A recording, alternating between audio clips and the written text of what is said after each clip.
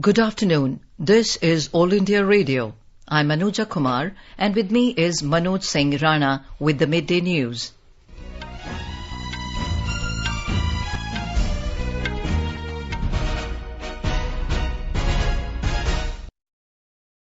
The headlines. Prime Minister Narendra Modi speaks with Ukrainian President Volodymyr Zelensky. Seeks continued support from Ukrainian government in evacuation of Indians from Sumy. Prime Minister also to speak with Russian President Vladimir Putin to discuss Ukraine situation today. Russia announces ceasefire in Ukraine and opening of humanitarian corridors in several areas. Polling underway for 7th and last phase of assembly elections in Uttar Pradesh. 35.51% recorded till 1 p.m. 47.70% of polling registered till 1 p.m. for the by-election for Majuli seat in Assam. EC orders re-polls in 6 polling stations of 4 assembly constituencies of Manipur tomorrow. Prime Minister Narendra Modi interacts with beneficiaries of Pradhan Mantri Bharatiya Jan Aushadhi Pariyojana and owners of Jan Aushadhi Kendras. Government sets target to increase coal production to 1,000 million tons from the current level of 600 million tons. And in shooting, Indian women's 25-meter pistol team bags gold medal at ISSF World Cup in Cairo, Egypt.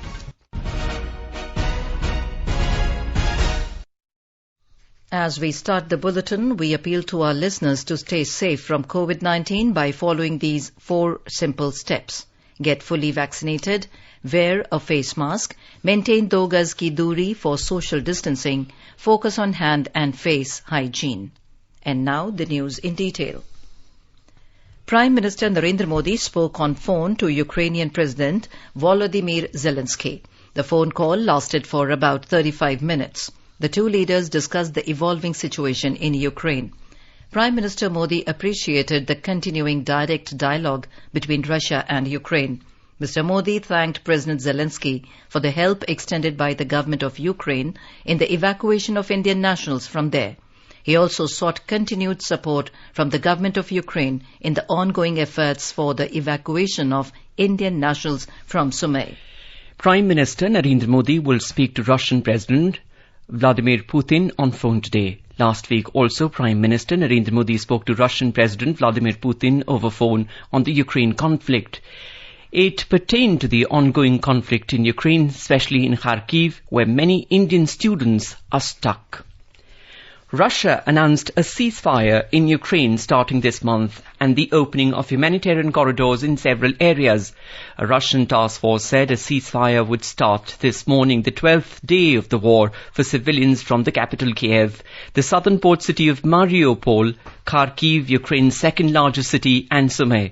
It wasn't immediately clear if fighting would stop beyond the areas mentioned in the task force's statement or when the ceasefire would end. The announcement follows 2 failed attempts to evacuate civilians from Mariupol, from where the International Committee of the Red Cross estimated 200,000 people were trying to flee. The Russian task force said today's ceasefire and the opening of the corridors was announced at the request of French President Emmanuel Macron, who spoke to Russian President Vladimir Putin yesterday. The task force added Russian forces will be observing the ceasefire with drones. Indian Embassy in Ukraine has asked the students stuck in the Sumy region to be on standby. Indian nationals have been advised to be ready to leave on short notice. The embassy informed that its officials are stationed in Poltava city to coordinate the safe passage of students and said that a confirmed date and time will be issued soon. The embassy has also urged Indian nationals in Ukraine to fill in their details in the attached Google form. Ambassador of India to Ukraine, Partha Satapathy, said that the embassy will leave no stone unturned to guarantee the safe evacuation of students.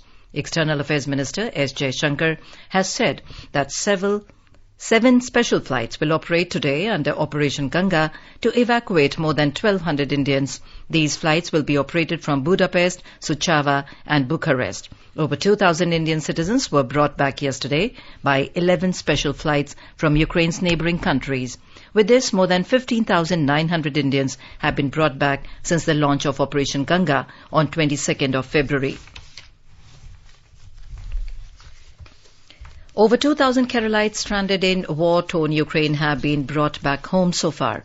Giving this information, Kerala Chief Minister Pinarayi Vijayan said that the state government has shared the details of Keralites stuck in Ukraine to the Ministry of External Affairs. Chartered flights have been arranged from Delhi to Kochi tonight to carry the stranded Keralites, the Chief Minister added. Russian President Vladimir Putin has said that the idea to hold a meeting of the International Atomic Energy Agency, IAEA, Russia and Ukraine was useful, and the meeting could be held by a video link or in a third country. The Kremlin said this in a statement following phone talks between the Russian leader and French President Emmanuel Macron. Russia's armed forces earlier seized control of the Zaporizhia and Chernobyl nuclear power stations during a special military operation in Ukraine. The statement said this is being done in order to rule out the possibility of alleged Ukrainian terrorists misusing them. The statement added that commenting on the proposal of the Director General of the IAEA mentioned by the President of France to hold a trilateral meeting involving IAEA, Russia, Ukraine in the Chernobyl zone to develop a mechanism for ensuring the safety of nuclear facilities in Ukraine. Russian President Vladimir Putin noted that in principle this idea could be useful, but it would be worth considering holding such a meeting by a video link or in a third country. In Uttar Pradesh, an average voter turnout of 35.51% was recorded till 1 p.m. for the 7th and final phase of assembly elections. The polling is progressing smoothly. In 3 constituencies of Chakia in Chandoli district, along with Robertsganj and Dudhi in Sonbhadra district, the polling will be conducted from 7 a.m. to 4 p.m., while it will continue till 6 p.m. in rest of the 51 assembly constituencies spread over 9 districts going to polls today. Let's go over to our Lucknow correspondent for more updates. Sushil, it's been a few hours into polling. How is the progress of voting and how is the enthusiasm of voters? Well, Anuja, polling is progressing peacefully at all the 54 assembly seats of this phase, and people have come out in large numbers to cast their vote. I visited many polling booths and I saw long queues of voters, women, senior citizen, youth, and youth particularly are very enthusiastic, and people have thronged to the polling booths to cast their votes. It's good for democracy also, and it is the last phase of elections. Enthusiasm is very high. I am at Mahatma Gandhi Vidyapeeth polling booth, which is also known here as Kashi Vidyapeeth, and long queue of voters are here also. Security arrangements are very tight. Some areas on 3 constituencies, Chakia, Dudhi and Robertsganj, the polling will end at 4 p.m. and the other 51 constituencies, polling will end at its scheduled time 6 p.m. But those who come at 6 p.m. will be given tokens and they can cast their vote. So polling is going on very peacefully. There is no report of any untoward incident, and people are very enthusiastic. They are showing their fingers after casting their vote. They are taking selfies, and first time voters, youth voters have come out in large numbers to cast their votes, and they are very enthusiastic. Anuja. Sushil, who are the big names featuring in today's polling?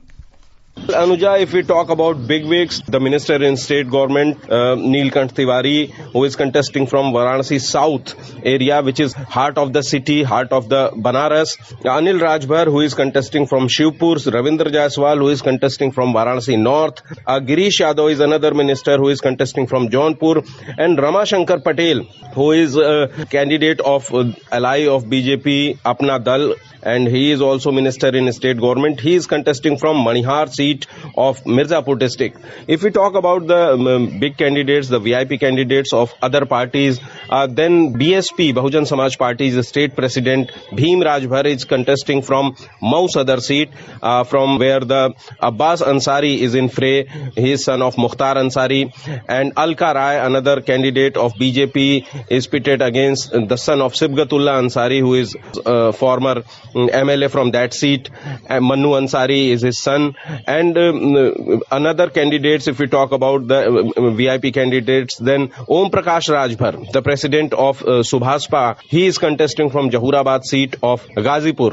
So there are many candidates who are either former ministers or former MLAs and big leaders of the different political parties. From Pindra seat of Varanasi, Ajay Rai is contesting, who is another big leader of Congress party. So this is all, and many other former ministers like Durga Yadav contesting from Azamgarh. Anuja. Thank you for those updates, Sushil. In Manipur, the ECI has decided to conduct repolls at 6 polling stations of 4 scheduled tribe assembly constituencies tomorrow. The 4 assembly constituencies are Ukhrul, Chingai, Karong and Tadubi. These assembly constituencies witnessed polling on March the 5th at final phase elections of the state. However, the election officials, after examining aspect of polling process at the said polling stations, decided to conduct repolls tomorrow. The poll timing will be from 7 a.m. to 4 p.m. The assembly by-election for Majuli seat in Assam is also being held today. 47.70% polling was registered till 1 p.m. The polling that began at 7 a.m. is progressing smoothly and will go on till 5 p.m. Budget session of Chhattisgarh State Assembly began today with the customary address of Governor Anusuya Uike. The budget session is slated to have 13 sittings and would conclude on March the 25th. Chief Minister Bhupesh Baghel, who also holds the portfolio of the Finance Department, will present the budget for the next financial year on 9th of March. In Madhya Pradesh, the budget session of the State Legislative Assembly began today with the address by Governor Mangu Bhai Patel. This session will continue till March the 25th. There will be 13 sittings of the House in this 19-day session. Union Minister of State for Coal, Rao Saheb Patil Danve, has said that the government has set a target to increase the coal production to 1,000 million tonnes from the current level of 600 million tonnes. Talking exclusively to AIR News on the occasion of Azadi Ka Amrit Mahotsav iconic week celebrations of the Coal Ministry, Mr. Danve said that the government is exploring innovative technologies to increase the coal production to reduce its import. Mr. Danve also said that during this financial year, the country has achieved 10% more coal production than the last year. देश के प्रधानमंत्री नरेंद्र मोदी जी ने आत्मनिर्भर भारत बनाने की घोषणा की है। इस तहत केवल कोयला क्षेत्र में नहीं, रेल क्षेत्र में नहीं, तो सारे क्षेत्र में भारत आत्मनिर्भर बने, ये हमारा संकल्प है। और कोयले की अगर बात करेंगे तो आज की तारीख में हमारा जो कोयले का उत्पादन है 600 मिलियन टन का उत्पादन है और हमारा लक्ष्य है कि देश में 1000 मिलियन टन हमारा कोयला जाना और हमारी जो कोयले की जरूरत है वो यहाँ ही पूरी होना और आयात आने वाला कोयला कम करना, ये हमारा संकल्प है। Earlier, the Minister of State for Coal inaugurated the iconic week celebrations as part of the Azadi Ka Amrit Mahotsav in New Delhi. The government today launched Donate a Pension program. It is an initiative under the Pradhan Mantri Shram Yogi Man Dhan pension scheme where citizens can donate the premium contribution of their immediate support staff, including domestic workers, drivers and helpers. Launching the scheme in New Delhi, Labour and Employment Minister Bhupendra Yadav said under the program, workers in the unorganized sector with the age group of 18 to 40 years can register themselves and deposit a minimum of 660 to 2400 rupees every year, depending on their age. After they attain 60 years, they will receive the minimum assured pension of 3,000 rupees per month. More than 178 crore 90 lakh COVID vaccine doses have been administered in the country so far under nationwide vaccination drive. Health Ministry said more than 4 lakh 80,000 doses were administered in the last 24 hours. The ministry said a total of 4,362 new cases were reported in the last 24 hours. India's active case load currently stands at 54,118 and it is at 0.13%. The recovery rate is currently at 98.68%. In the Union Territory of Puducherry, 0 cases of COVID-19 were recorded today. Out of 157 samples tested, all turned negative. No death was recorded in all the 4 regions of the UT today. So far, 15,96,951 COVID vaccination doses were administered, following which the test positivity rate came down to 0% today. The recovery rate stands at 98.80%. You're listening to the Midday News on All India Radio. A reminder of the headlines before we move on. Prime Minister Narendra Modi speaks with Ukrainian President Volodymyr Zelensky, seeks continued support from Ukrainian government in evacuation of Indians from Sumy. Prime Minister also to speak with Russian President Vladimir Putin to discuss Ukraine situation today. Russia announces ceasefire in Ukraine and opening of humanitarian corridors in several areas. Polling underway for 7th and last phase of assembly elections in Uttar Pradesh. 35.51% recorded till 1 p.m. 47.70% polling registered till 1 p.m. for the by-election for Majuli seat in Assam. EC orders repolls in 6 polling stations of 4 assembly constituencies of Manipur tomorrow. Prime Minister Narendra Modi interacts with beneficiaries of Pradhan Mantri Bharatiya Jan Aushadhi Pariyojana and owners of Jan Aushadhi Kendras.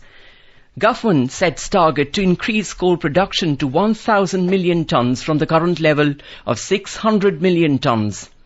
And in shooting, Indian women's 25-meter pistol team bags gold medal at the ISSF World Cup in Cairo, Egypt. For quick news updates round the clock, follow us on our Twitter handle at AIR News Alerts. चलो मिलकर एक शुरुआत करें, चलो एक फैसला आज करें, मास्क नहीं तो टोकेंगे, कोरोना को रोकेंगे, चलो एक इरादा करते हैं, चलो कुछ वादा करते हैं, मास्क नहीं तो टोकेंगे, कोरोना को रोकेंगे. Welcome back to the Midday News on All India Radio. Prime Minister Narendra Modi said the government is working to strengthen health infrastructure in the country, keeping in mind the future challenges. It has a goal to open at least one medical college in every district of the country. He said this in an interaction with the beneficiaries of Pradhan Mantri Bharatiya Jan Aushadhi Pariyojana and the owners of Jan Aushadhi Kendras via video conferencing today. Mr. Modi said, even after so many decades of independence, there was only one AIIMS in the country, but now 22 AIIMS are functional. He said more than 8,500 Jan Aushadhi Kendras have been functional, which are now becoming solution centres for common man. Mr. Modi highlighted over 800 crore rupees medicines have been sold through Jan Aushadhi Kendras in this financial year, and the poor and middle class people have saved around 5,000 crore rupees through the Jan Aushadhi Kendras. इस काल में गरीबों और मध्यम वर्ग के करीब 13,000 करोड़ रुपए जन औषधि केंद्रों से बचना, ये अपने आप में बहुत बड़ी मदद है और संतोष की बात है कि ये लाभ देश के ज्यादातर राज्यों में ज्यादातर लोगों तक पहुंच रहा है. आज देश में 8,500 से ज्यादा जन औषधि केंद्र खुले हैं. ये केंद्र अब केवल सरकारी स्टोर नहीं, बल्कि सामान्य मानवी के लिए समाधान और सुविधा के केंद्र बन रहे हैं. The Prime Minister said the government has also controlled the price of more than 800 medicines required for the treatment of diseases including cancer, tuberculosis, diabetes and heart disease. हमारी सरकार ने कैंसर, टीबी, डायबिटीज, हृदय रोगों ऐसी बीमारियों के इलाज के लिए जरूरी 800 से ज्यादा दवाइयों की कीमत को भी नियंत्रित किया है. He stressed that it has also been ensured that the cost of stenting and knee implants remain under control. सरकार ने ये भी सुनिश्चित किया है कि स्टेंट लगाने और नी इम्प्लांट की कीमत भी नियंत्रित रहे. इन फैसलों से गरीबों के करीब करीब 13,000 करोड़ रुपए बच पाए हैं. जब गरीबों और मध्यम वर्ग के हितों के बारे में सोचने वाली सरकार होती है तो सरकार के ये फैसले जन सामान्य को लाभ करते हैं और जन सामान्य भी एक प्रकार से इस योजनाओं का एम्बेसडर बन जाता है. Mr. Modi asked the social media users to spread awareness about the Jan Aushadhi in regional languages. Health Minister Mansukh Mandavia said Jan Aushadhi Yojana has brought in a revolution in the country. Jan Aushadhi Week is also being celebrated across the country from 1st of March to generate awareness about the usage of generic medicines and benefits of Jan Aushadhi Pariyojana. Our correspondent reports in this week various events such as Jan Aushadhi Sankalp Yatra, Maitri Shakti Samman, Jan Aushadhi Bal Mitra, Jan Aushadhi, Jan Jagran Abhiyan, Aao Jan Aushadhi Mitra Bane, and Jan Aushadhi Jan Arogya Mela have been organized. Pradhan Mantri Bharatiya Jan Aushadhi Pariyojana is a noble initiative of the government which is making an impact on masses in its endeavour to provide quality medicines at an affordable price. And now let's listen to our special program Azadi Ka Safar, highlighting the importance of the day during the freedom struggle. आजादी का Amrit Mahotsav.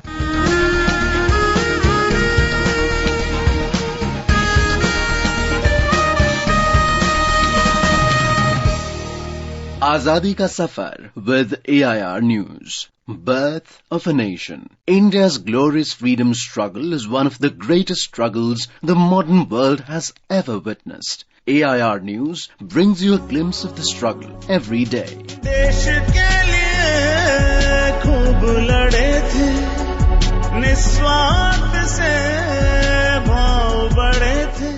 In today's episode, we remember freedom fighter and first Chief Minister of Uttar Pradesh, Bharat Ratna Govind Ballabh Pant, who died on 7th March 1961. Alongside Mahatma Gandhi, Jawaharlal Nehru and Vallabhbhai Patel, Pant was a key figure in the movement for India's independence and later a pivotal figure in the Indian government. Pant was born on the 10th of September 1887 in Shahi Devi Hills in Almora, now in Uttarakhand.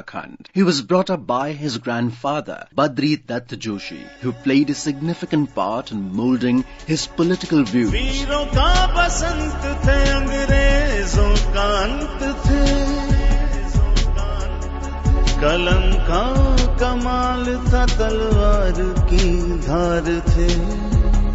Known as an extremely capable lawyer, Pant was appointed by the Congress party to initially represent Ram Prasad Bismil, Ashfaqullah Khan and other revolutionaries involved in the Kakori case in the mid-1920s. He participated in the protests against the Simon Commission in 1928. During the protests, he sustained severe injuries, which prevented him from straightening his back for the rest of his life. Inspired by Gandhiji, Pant organized a salt march in his area and was put behind bars for a few weeks. In 1933, he was imprisoned for 7 months for attending a session of the then banned Provincial Congress. In 1934, Pant was elected to the Central Legislative Assembly. His political skills won the admiration of the leaders of the Congress and he became deputy leader of the Congress party in the Assembly. In 1940, he was arrested and imprisoned for helping organize the Satyagraha movement. In 1942, he was arrested again for signing the Quit India resolution and spent 3 years in Ahmednagar Fort along with other Congress members. He was released in March 1945 on grounds of failing health. होठों पे अपने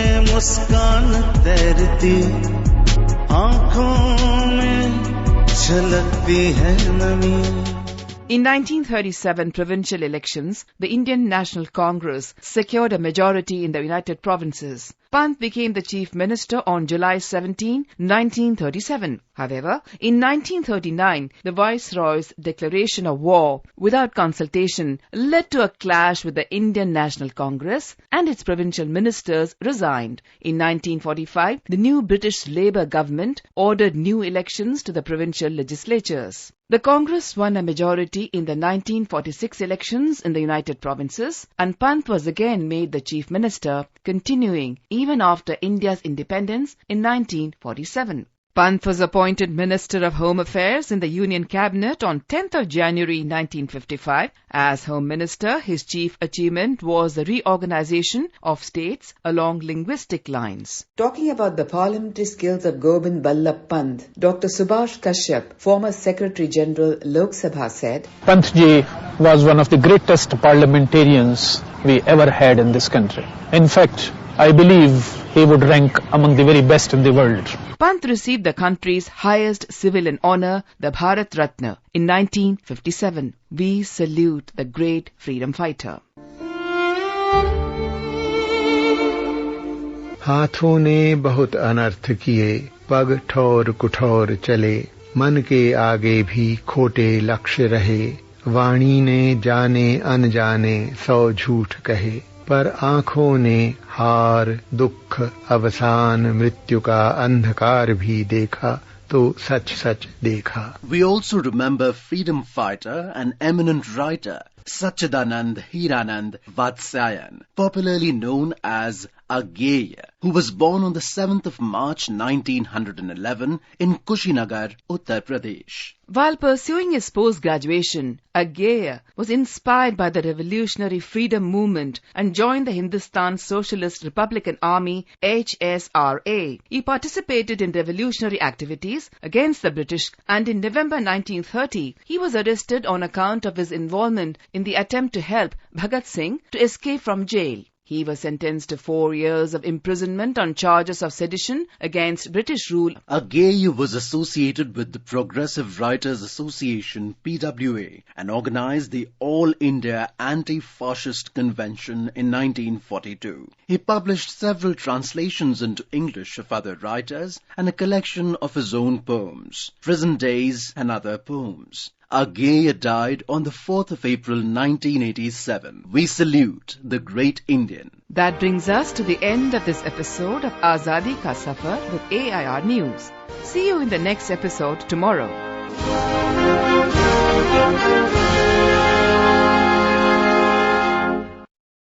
Haryana Education Minister Kanwar Pal said that 5 lakh students of government schools studying in secondary classes will be given tablets loaded with reading material and personalized adaptive learning software.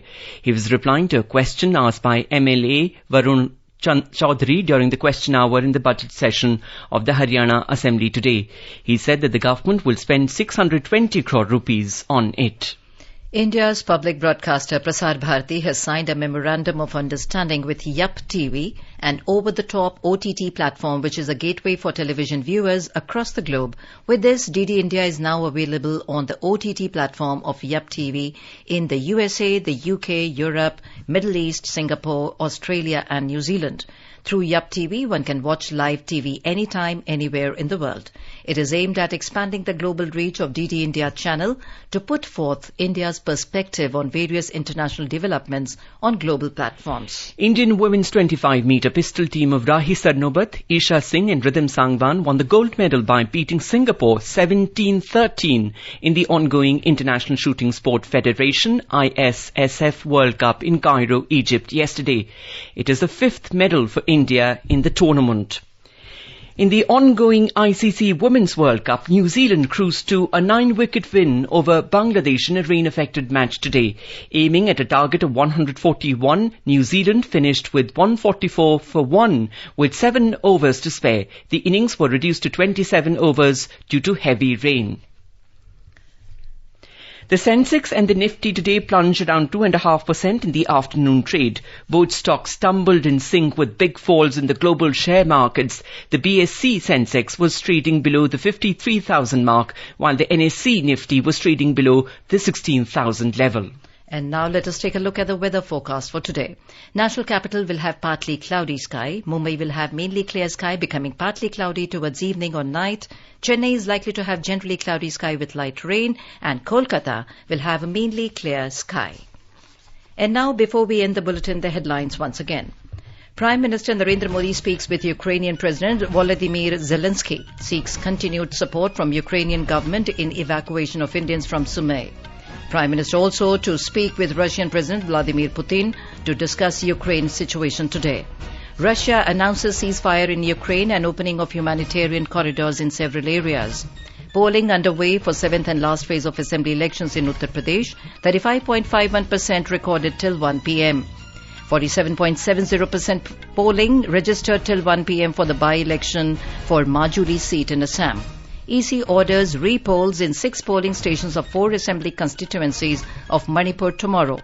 Prime Minister Narendra Modi interacts with beneficiaries of Pradhan Mantri Bharatiya Jan Aushadhi Pariyojana and owners of Jan Aushadhi Kendras. Government sets target to increase coal production to 1,000 million tons from the current level of 600 million tons. And in shooting, Indian women's 25-meter pistol team bags gold medal at ISSF World Cup in Cairo, Egypt. For details of these stories and more, log on to our website www.newsoneir.gov.in. And with that, we end the Midday News.